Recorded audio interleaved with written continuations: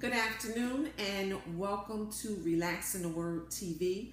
It's been a minute, so let's dive right in. So as usual, I'm going to start off with a scripture and I'm just going to be reading it right from my phone. So we are going to read Psalms 55 verse 20 to 22, and it reads, "As for my companion, he betrayed his friends. He broke his promises. His words are as smooth as butter, but in his heart is war. His words are as soothing as lotion, but underneath are daggers. Give your burdens to the Lord, and he will take care of you. He will not permit the godly to slip and fall."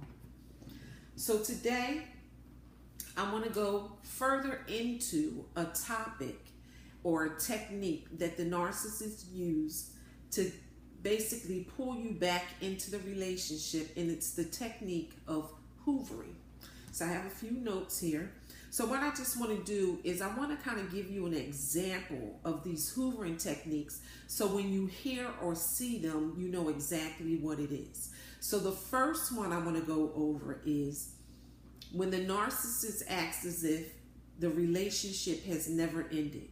So you may have ended the relationship months ago, have not spoken with the narcissist, y'all have had no contact, the relationship is over, and then clear out of the blue one evening or one day you're at the job and here comes a delivery and it's a bouquet of roses.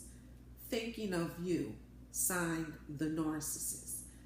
As if nothing has happened, as if y'all have never broke up, just as if it was business as usual.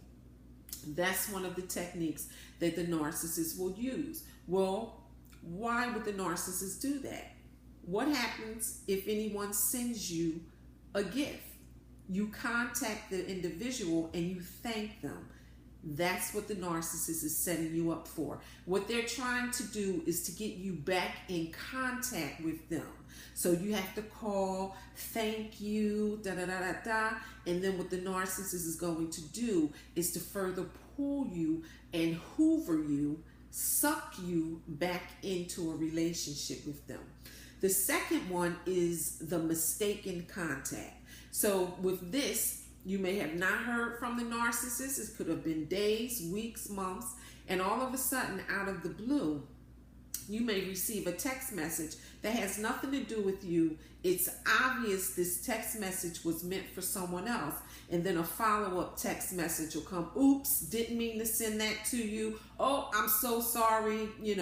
That was meant for someone else, and then, however, the narcissist will then turn and start interacting with you. Well, by the way, how have you been?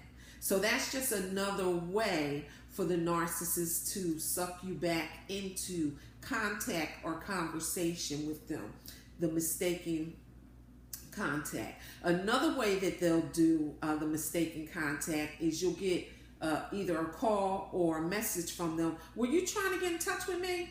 And they'll act as if, you were trying to get in touch with them, or they're not sure. They thought they might have had a missed call from you. It's all ploys, tricks, and tactics.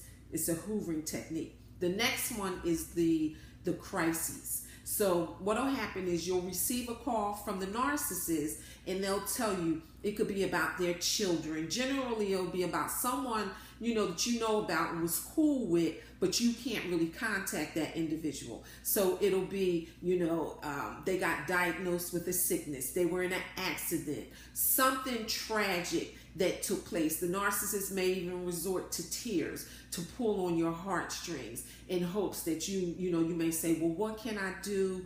I'm here for you.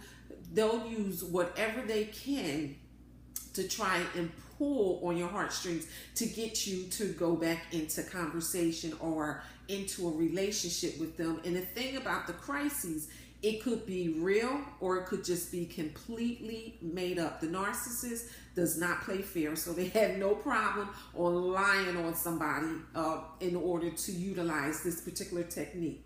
The next one is the cowardly technique that the narcissist will use. They'll send a family member or a friend to contact you. You know, haven't heard from you.